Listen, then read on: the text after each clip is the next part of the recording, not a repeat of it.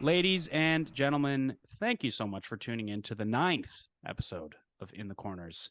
I'm Maurice Savoy, and this is Matt Good. We are the UVic hockey broadcast team, and we've got some interesting stuff from around the league to wrap up from last week, and also an interview at the end of the episode. How's it going, Matt?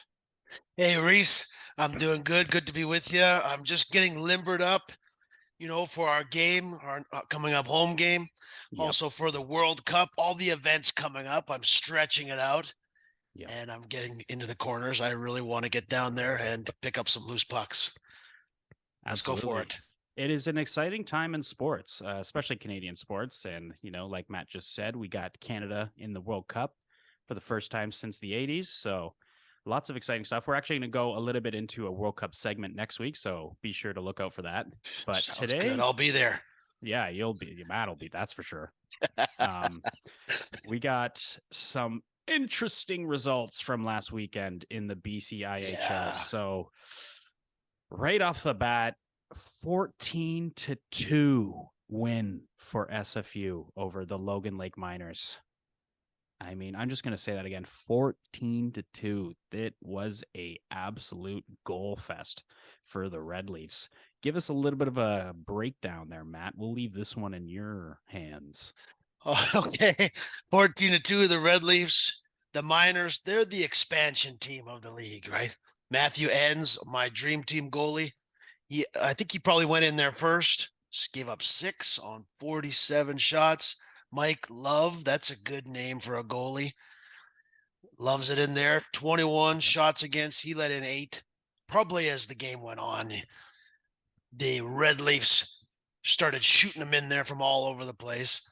Oh, yeah. Ledyard, he's on my dream team too. 6 points. Nick 68 Wicks as well. shots. Wicks is on there. Yeah. Are you have Wicks on your team or do I? I think you did. I I think I might. do. I Okay. can't remember. We're gonna have to go back. We're gonna have to go Well, back and check that. we will check that out. 14 to Yeah. 2. The Miners showed up though. Anybody who's it's like boxing, they say in boxing, any person who stays in the ring for the complete 2 minutes, they got respect. Yes. So even if they got beat pretty good there, they hung in there, they stayed in the ring. Looks like they had a pretty good first period. 3-2. Carter Adams and Ryan Sidney goal scoring for the Miners. We're going to look to see them down there against the Vikes. Let's Yep. take a little break to look into their penalty minutes leaders here for fun. Yes. Brett Merrow, forward, 21 PIMs. Colby Phillips, that's a good cowboy name if I ever heard one. Yep. 16 PIMs. And Ben Covier, 28 PIMs. Whew. Watch out for that in your program against the Yeah. Vikes next weekend. What do you think of that, Definitely Reese? you know what? I think is, of course, like you said, they're the expansion team. They're gonna have a little bit of, growing pains as they go throughout the BCIHL in their first year. But man, this is just another statement you can add to the list of pre-made statements by this Red Leafs team. I mean, they come up flying, and the big thing is they go through the first period being 3-2 up. So you're like, okay, this is going to be a close one. And then by the second period over, it's 10-2, right? They Right. and I don't think this is something that you can blame on the goalies here too, because if you're looking at the stats, they did their best. I definitely don't think that's the problem, right? And it's just like a breakdown, the floodgates opening for the Red Leafs. Like they just come flying out after that first period and just start parking it in the net, and it just shows you how fearful this SFU team is. Yeah. 13-0, 12-0 last year, and right now they've had a couple more competitive matches in the beginning, but this team is capable of scoring. And going off of our dream teams that we made from the BCIHL a couple episodes ago, I think a lot of that comes from that defense, right? They're just so able to facilitate and get that puck out quick, so you can allow players like Ledyard to get 6-point games, and it allows 3 goals each for Orchard Wicks and Garrett Hilton, right? So it's just it's a fear. It's a fear that is permeating across the league from the Red Leafs. But hey, don't forget, Mariners and the Lakers aren't exactly as scared as teams like the Vikes and the Miners are. Yeah, the Mariners took a win off the Red Leafs. Oh, Let's watch for that, though. We want some We close should. games against the Red Leafs. We want Yeah. all the teams to go up and give them their best shot. This was, I think, the Miners. This is their second game against them. But yeah, 6 points for Ledyard, 6 Timbits. That's almost a full box. So that's quite a bit of points he stored up there. Right. I want to see teams take a run at the Red Leafs. Yes. Obviously, all the teams want them to go in there, and so it didn't totally happen that time. But we'll be watching. Yeah, we'll definitely be watching. And obviously on the positive end for us Vikes fans, this Logan Lake team that took that, big L, let's be honest, will be facing off at the Ian H. Stewart complex this Friday, right? So that will be an opportunity for the Vikes to get a win, or an opportunity for Logan Lake to let the league know, hey, we're not just going to be the punching bag of this league. We're going to, we're going to fight back, and we're going to shock some teams in the league. And if we're being dead honest as well, if the Vikes don't win this game, it is not a good sign for the rest of the season. They are going to want to, when they have an opportunity to get some points, they're going to want to pull those points out, especially with seeing how competitive the league is, seeing the Mariners and the Lakers push their way up into that, top 3 position in the standings. So like you said, yeah, someone's definitely got to lay into these Red Leafs for sure. But I think more importantly, the other teams in the league need to find a way to get the best out of the games that aren't against the Red Leafs, right? So we got to keep the competitiveness high below that, right? And I think the competitiveness has been there, but the Vikes having a little bit of a rough start has created a little bit of a power switch where the bottom 2 teams are looking very inferior to the top. So hopefully that can change. We'll have to see. Yeah, the Miners, they'll be fired up for the road trip. They're not going to Yes. just not just going to give it to you. It could be a trap. So Yep. Keenan Eddy said that they want to start just one thing at a time. You can only play the team that's in front of you. The Miners are coming in, and the Vikes have some games to make up, right? Some of these teams have already played 7, 8, 9 games. The Vikes are at 3 games. Yep. So it'll be good to get there. They'll be going up against the Miners. See if they can get that first win of the season. Yeah, hopefully they can get it. And you know what? Hopefully they can also take some of the momentum and some of the positives and negatives that they learned against Oregon in that little short exhibition break that they got in that nice little road trip they had the opportunity to go on to. And hopefully they can take some of that momentum into this game, right? So, yeah. Let's move on to the next game, though. On Saturday, November 12th, the SFU Red Leafs faced off against the Lakers. So they had a doubleheader, and they took a 6-2 win. So a little bit of info on that, Matt. What are you thinking?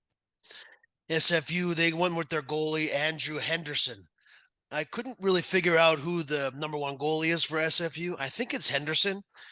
Nick Torin told us on one of the shows that Henderson is a returning player. Okay. So it looks like Henderson might be their go-to goalie. We'll see. This was obviously a big game. The Lakers are trying to go for first place. The Lakers played Jay Thompson. He got 50 saves. So 56 shots against. No scoring in the first period. 6 different goal scorers for SFU.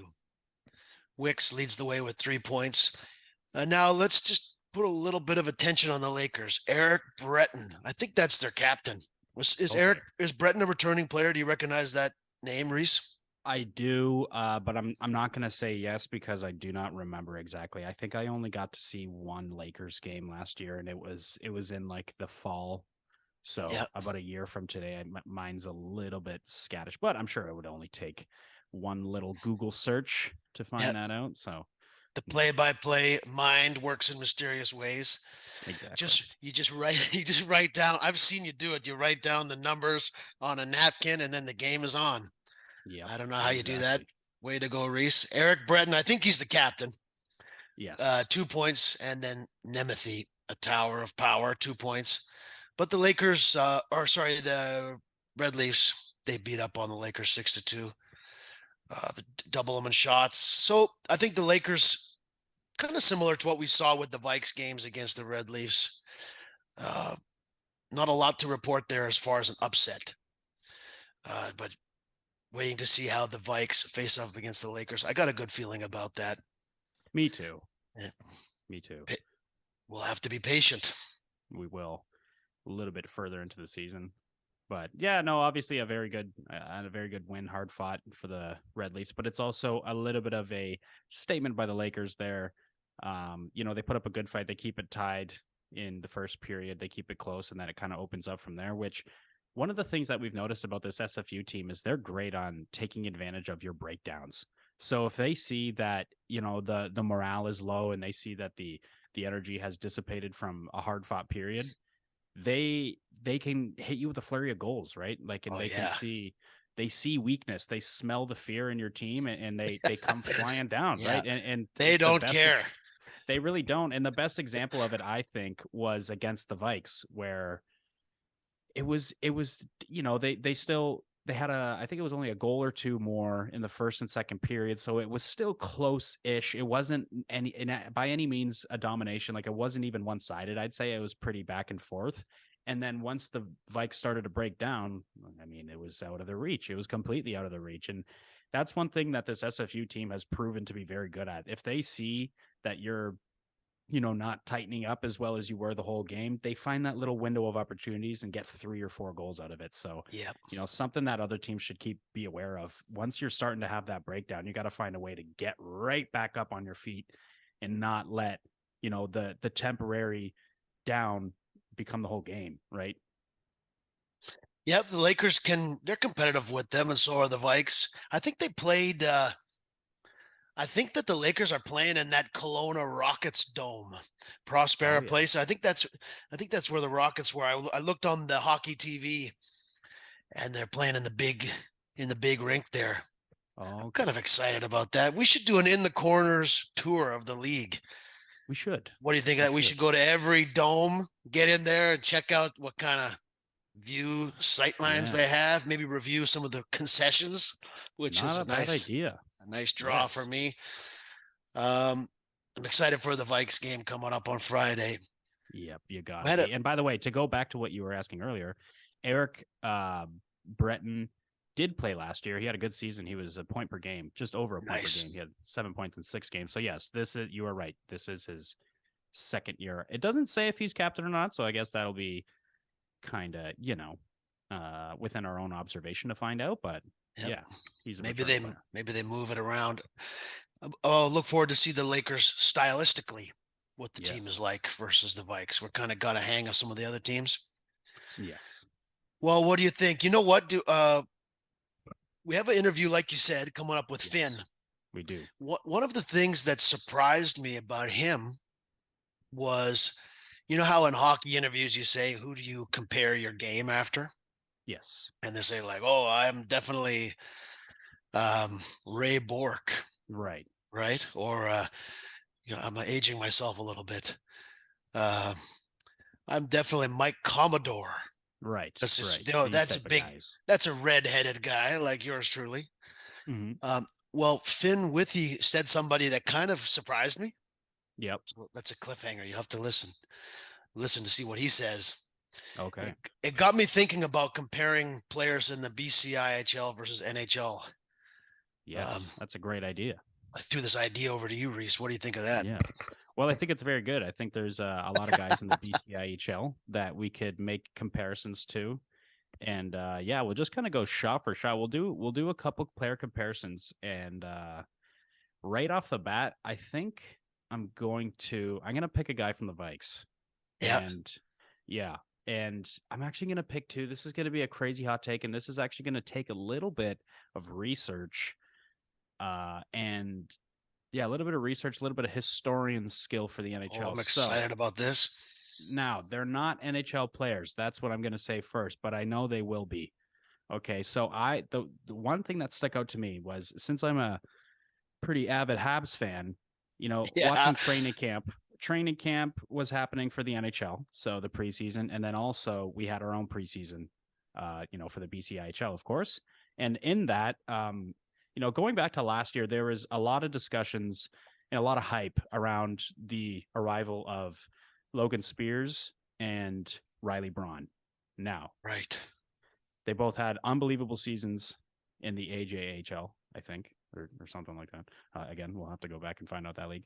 In the league that they played before they got to the BCIHL, and we knew that they were coming. So there was a lot of hype around that. So going back to just the past preseason, there's two players in the Habs system, Riley Kidney and Josh Waugh. So Waugh, like Patrick Waugh. Nice. Yep. Yeah, so those two, they're a dynamic duo. They played on the same team in the Quebec Major Junior.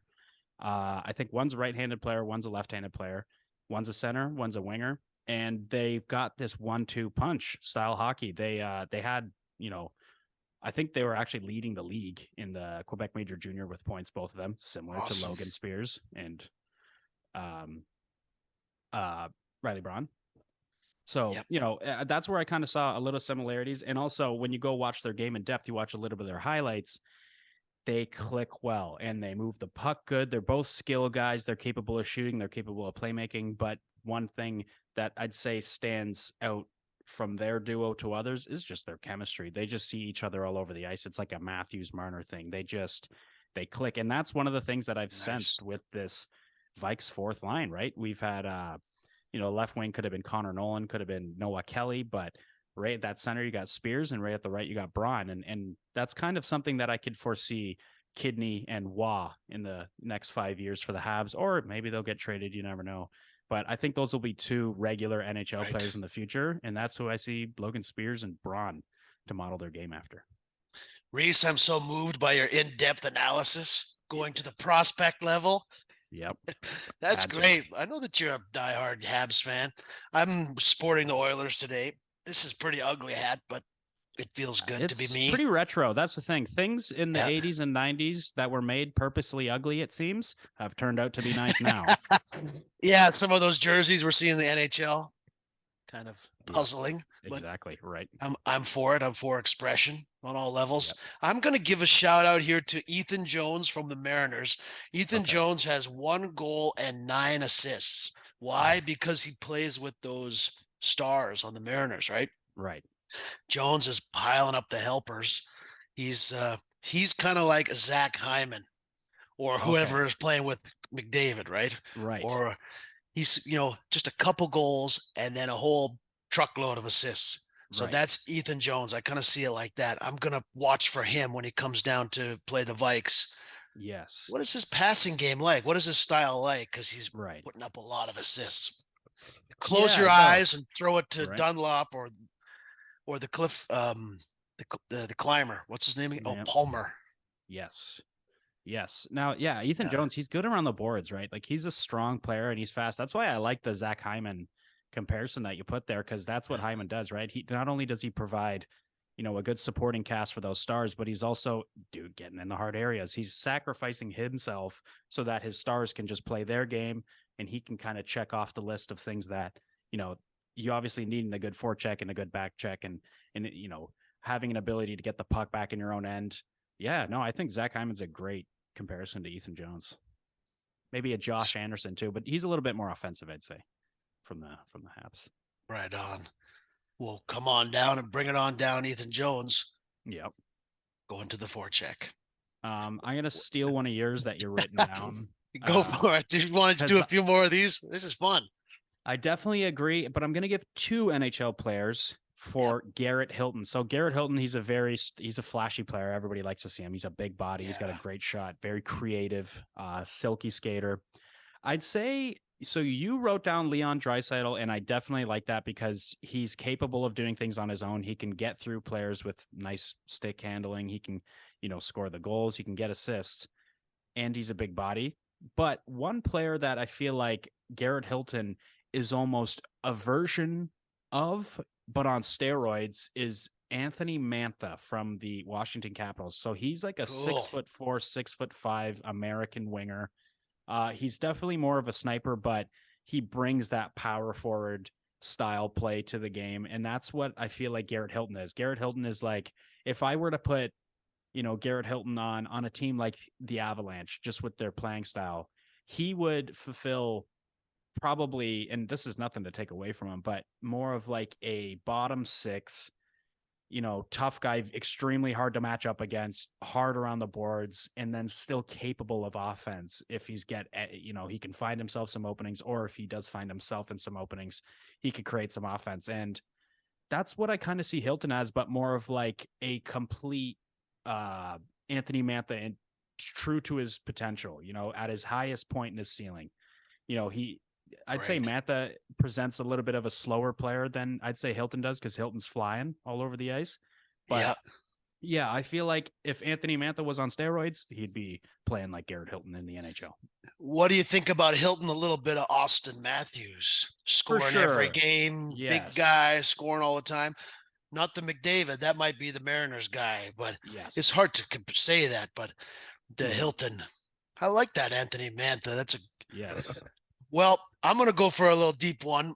Tom Sweeney had a sweet game there against the Ducks for the Vikes. Yep. And, these kinds of players are my favorite.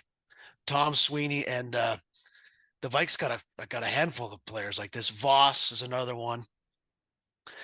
I like, from the Maple Leafs, Bunting is kind of like that. From Philadelphia, how do you say this guy's name? Travis Konechny. Yeah. Right, yeah. He's got 17 points in 15 games, 30 penalty minutes. I'm going to give a shout out to some of the grinders, some of the people who go down there and get it. Another supportive player, kind of like Ethan Jones, someone who go out and will pickpocket you and maybe give you a little facelift too on the way out. So Tom Sweeney was great against the Ducks, and a little respect to that style of player. Because I'm a slow defenseman, right? When I played hockey 100 years ago.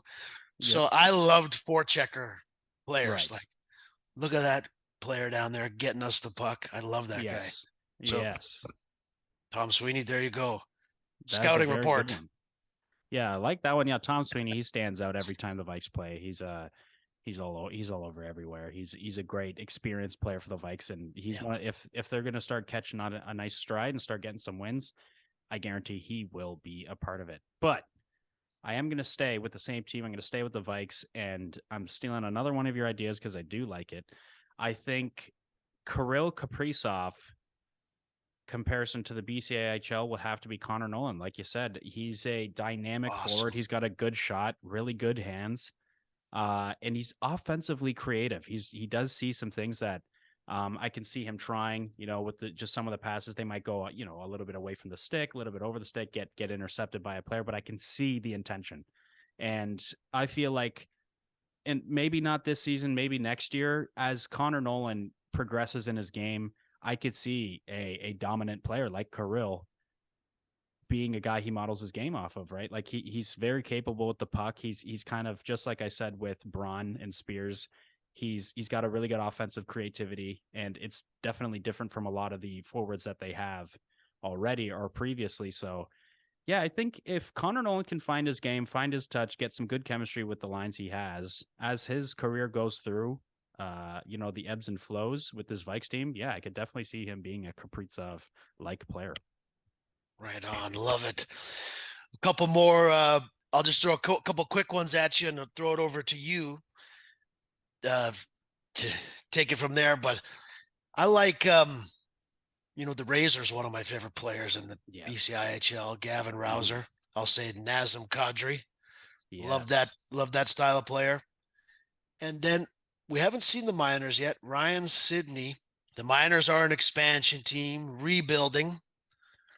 Sidney is their leading scorer, so I'll say Trevor Zegras, just like the star on the Ducks.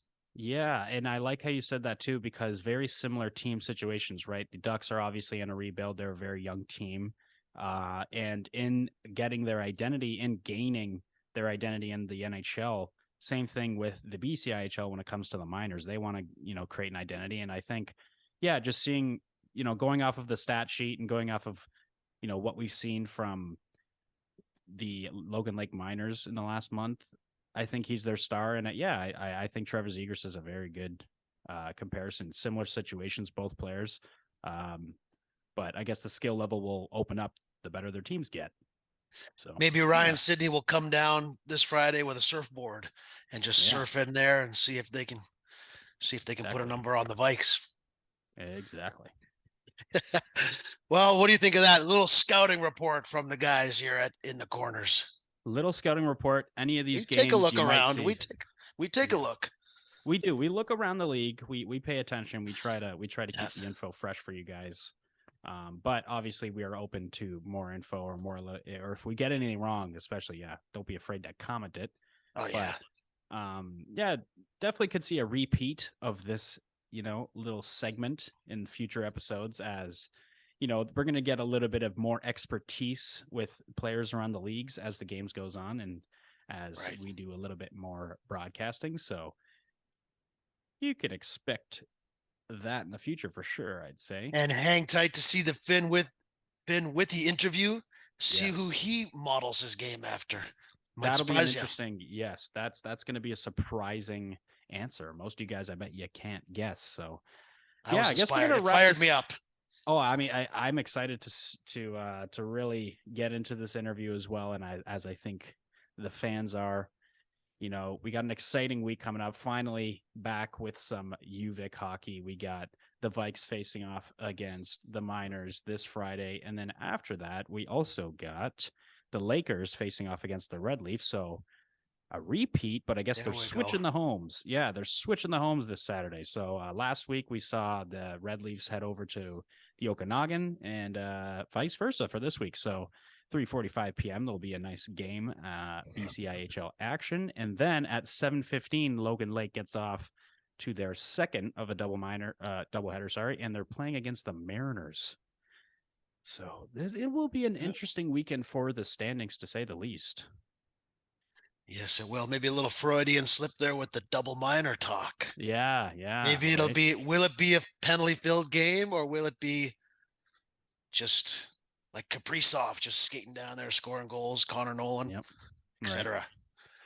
All right. Well, ladies and gentlemen, thank you so much for tuning in to this installment of In the Corners with Reese Savoy and Matt Good. We have brought you some of the interesting things that happened over the last week, and we are really excited to bring you this interview with Finn Withey, but we're also very excited to give you next week's episode, which we got a little bit of World Cup stuff, but more importantly, the breakdown of what we saw before our very eyes, because again, we are doing the broadcast. So before our very eyes, what we saw, and we're going to break it down for all you guys. And stay tuned. Anything left to add there, Matt? Nope. Thank you very much, Reese. Everybody listening out there, thanks for your support of the show. Take care of one another. Have fun. Yep. All right. Thank you so much. And stay tuned for the interview with Finn Withey. Hello out there, folks. Hey, everybody watching. Welcome to a special segment of In the Corners. Today, we have a special guest today for an interview and visit. Number 6 from the UVic Vikes, Finn Withey, is here for a visit. How you doing, Finn? Good. How are you? I'm doing well, man. I'm holding it together here in this winter's just starting and the hockey season's getting going pretty good. How is your school going, and how is the year going for you so far? Very busy this year. Yeah, school, work, hockey. It's a lot, but I'm enjoying it. It's been good. Right on. What are you up to in your academic career? What school program are you taking? I'm doing economics with a business minor. So I started off in computer science, but realized that wasn't what I wanted to do. So I'll switch into this, and I'm enjoying it quite a bit more. Right on. It's sometimes you got to change it up, eh? Yeah. What kind of work are you doing on the side? I work for Moto Car Share. So I'm a fleet technician. So go around, make sure everything's up to code. Yeah, it's a pretty nice gig. Right on. So you're wearing 3 different hats. You're you're number 6 for the Vikes. You got school and you got the Moto. Well, today we're taping on November 11th. That's Remembrance Day here, and you were telling me before the call here that you guys did something together as a team today. Did you want to tell me a little bit about that? Yeah, we met up at Willows Beach and walked over to the Cattle Point ceremony. And it was nice. It's nice to be outdoors for that, and lots of people showed up. I feel like it's something that's always good to do every year. How many team building, tell me a bit about team building activities, because I'm sure you have a practice schedule, but does the team get together to do things like that often? We try to. Obviously, it's hard because everybody has such busy schedules. We meet up when we can, but like today, there's a few guys missing, like gone home for the weekend since it's reading Right. breaks. Yeah, we try to do as much as we can, but yeah, everybody understands that people are busy with school assignments and midterms and all that sort of stuff. What is the Vikes practice schedule like these days? We're doing Tuesday, Wednesday mornings, like 7 a.m., and then Thursday night about 9:30.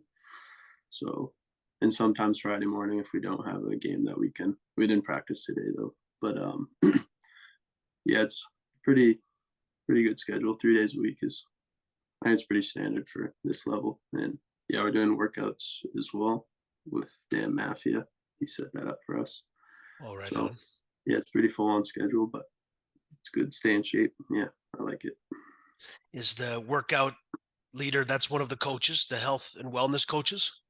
No, he's separate. He runs his own business, and Got I it. believe he had a connection to the coaches before. So yeah, he offered to. Um, yeah, he does. He runs our workouts separately. Well, right on. Well, Finn, I did some looking into your career. You've played with a lot of hockey teams in a lot of different leagues.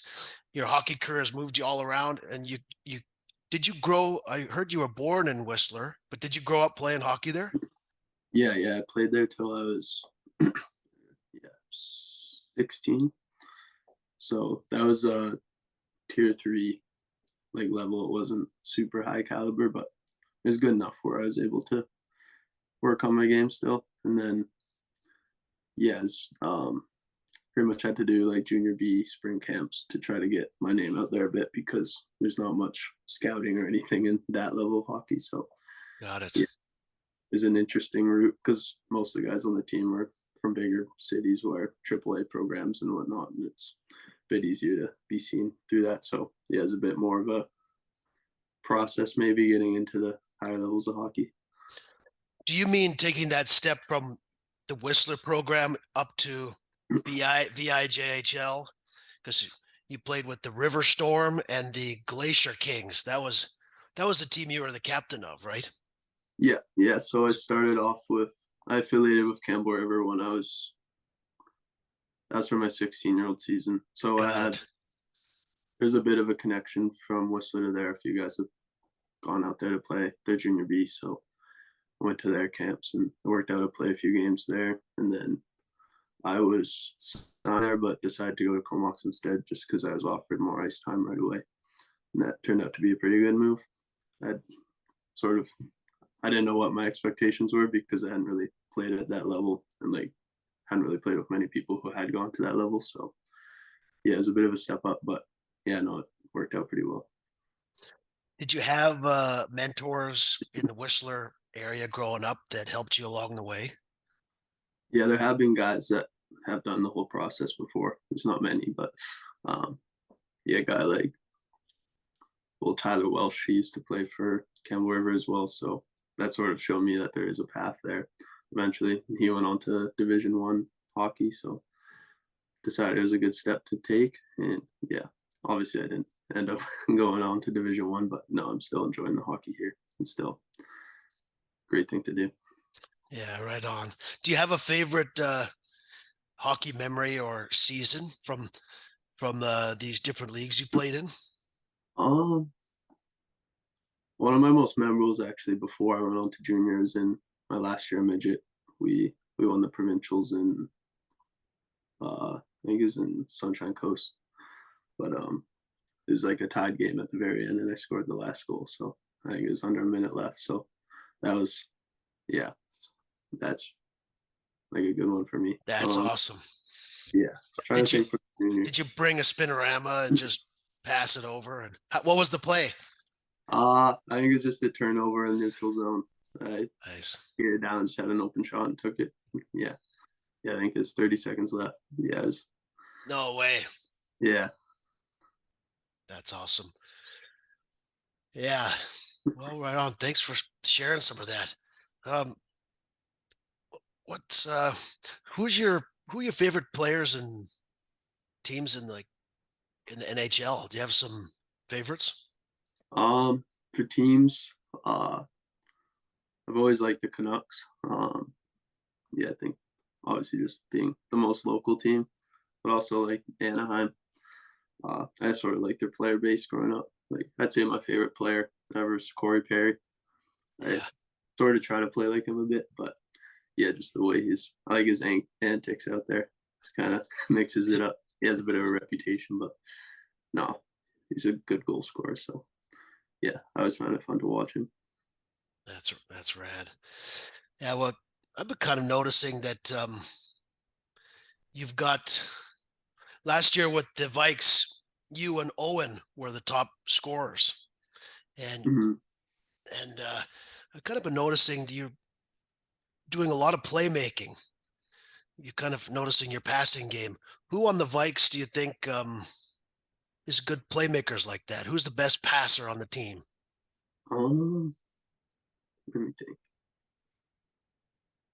I'd say Logan Spears is him and Braun have that chemistry. I think. Yeah. I'm trying to remember. This year it seems like Braun's the scorer and Logan's the setup guy. So yeah, those guys are quite the combo. With Connor Nolan on their line, that's probably our best line by now. Right now by far. But and Dustin do go on the back end. He's Yeah. moving the puck up. So yeah, we just need to start scoring more goals. Well, you guys are starting to do it. That the trip in Oregon, you guys had a bit of a breakout. Yeah, How was the trip for you? What was the experience like? it's pretty awesome. I hadn't really been to a American school before, so like just seeing the campus there and like all the facilities they have, it's like definitely a step above what we have here. But yeah, I know that, and the games were fun. The first one was frustrating. I think we outshot them pretty heavily. I think we had over Yeah. 60 and just could only score one. So fortunately, we were able to start scoring some more in the second game. But it was good to get a win, a bit more confidence for games coming up. Yeah, for sure. Yeah. What what are your goals for this season with the Vikes personally, Finn? I'd like us to like get a probably a much better record than last year because I think we're 4-8. I think being like 500 would be a good goal to start with at least. Obviously, we want to win every game, but there's some tough teams in this league, so Yep. I enjoy doing that and then hopefully making some noise in the playoffs. Last year we went out the first game, so I was pretty disappointing into it. So I think if we just figure a few things out, I think we're going to be a much better team in the second half of the year. Yeah. That's exciting. I'm excited to watch you guys play. What as your academic career is starting to come along with in business and your hockey career with the Vikes, what are some of your ambitions you have in hockey as you at this stage? Um, it's sort of up to how the next couple of years go. I have two more years left. I also have Australian citizenship, so I could possibly go play. They have a league that runs through the summer, and I think that'd be a really cool experience. Yeah. I've been thinking about doing it for a while, and I almost did it, but COVID happened, so I've got put on the back burner. So it sort of depends with work and school how that might work out. But I don't know. We'll have to see. Have you been over there before? Or were you Yeah. born there or? My dad is fully Australian. He came over to ski in Whistler, so that's how I ended up growing up there. But yeah, I've been there quite a few times just for summer vacations. Oh, cool. Hmm.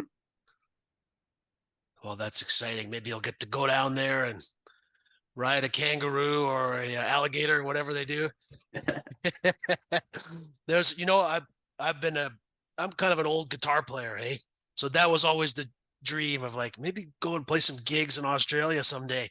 But the thing there is when you get there, you gotta like the cities are so far apart, kind of like Canada. You got to drive 10 hours to the next town. Yeah, for So sure.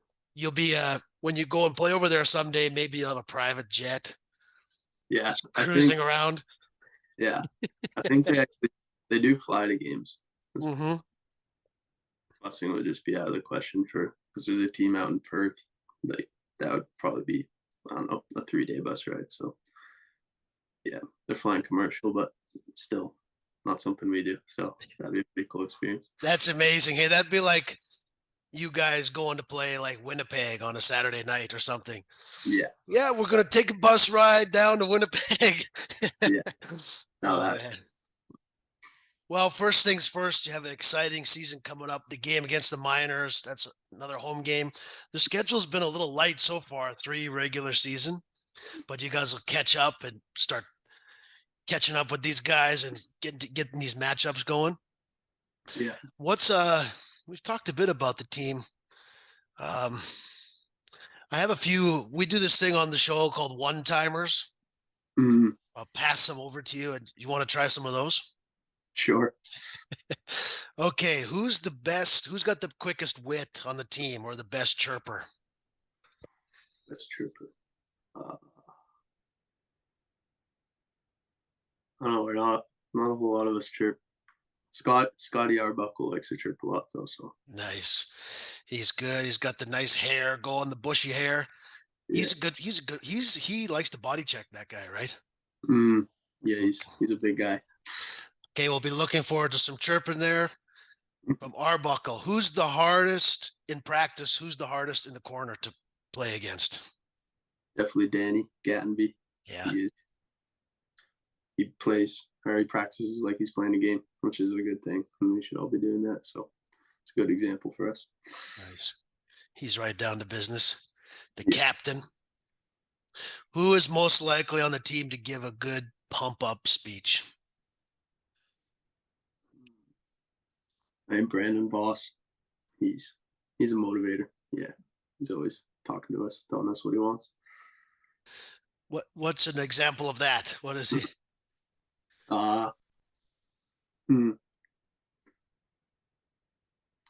Can't think of one off the top of my head. That guy goes around and body checks and gets penalties accidentally, right? Yeah. No, it's good. That's what, I heard he loves country music. Who's the okay? Which defenseman would you take in a shootout if you had to pick the defenseman to score for the Vikes? I'd say Dustin Dugo. He's very creative offensively, so yeah, I'd go for him. Nice. Not on the Vikes, but who's the player in the BCI that is the toughest battle for you that you've? Probably someone from VIU. If we're talking physicality, they're a big team. I'm trying to think. I don't know. I can't name a specific player, but they're all their defense are 6'2" plus. It seems like, and heavy hitting. So I guess them in general. I'm looking forward to those games. I think it'll be good this year. What do you think? That'll be good. Well, the matchup with you guys and the Mariners. Yeah, it's always chippy. Yeah. Yeah. Well, you guys have a lot. You guys are going to show, what do you call it? The second half of the season, boom, you guys are going to show up and scare the crap out of these guys, I think. Yeah. Okay. Do you have any favorite sports teams other than hockey? I wouldn't say teams, but for other sports, I like watching soccer. I think I don't know, this is the most popular game in the world. So I don't know. I play FIFA a lot. So Nice. Who's your go-to club? Or do they call them side or clubs or? yeah, I don't have like I wouldn't say I have like a favorite, but my roommate, he's a big soccer fan. His family's from Germany. His mom's from Germany, so he goes for Arsenal and the Premier League. So I don't know. I'm excited for the World Cup. Canada is in it this year, right? Davies, and they're going to be going over there. What do you think of the World Cup? Are you going to check it out? Oh yeah, no, I'm super excited because I think they haven't been in it since the '80s, I think. So yeah, I'll be up watching the games. Yeah, me too. I love that when the guys are jumping in the snowbanks in Edmonton. Oh yeah, I think that's happening. But, well, yeah, they're in the desert, right? Yeah. All right. Well, you know what? I think that's good for the interview. it was nice to get to know you a bit more, and now we can, when we're down there at the rink watching you, we know that Brandon Voss is the big pump up guy, and that you want to go. You don't want to go into the corner against Dan. Yeah, for And sure. it does nice to hear about your goals in hockey and school and everything. So I'll leave the last word to you. Do you want to give any shout outs or any other thing you want to tell me about before we go? Mm. Oh no, I don't have it. Right on. Well, Sorry. thank you very much, Finn. And you could call us back anytime if you want to come back on. But if not, have a great season. We'll be watching Thank you you. doing the spinorama and the passes, one timers. Yeah, And thanks I'll very try to much. What's that? I'll try to be keeping it simple. There you go. That's Finn Withey. Thanks very much, everybody.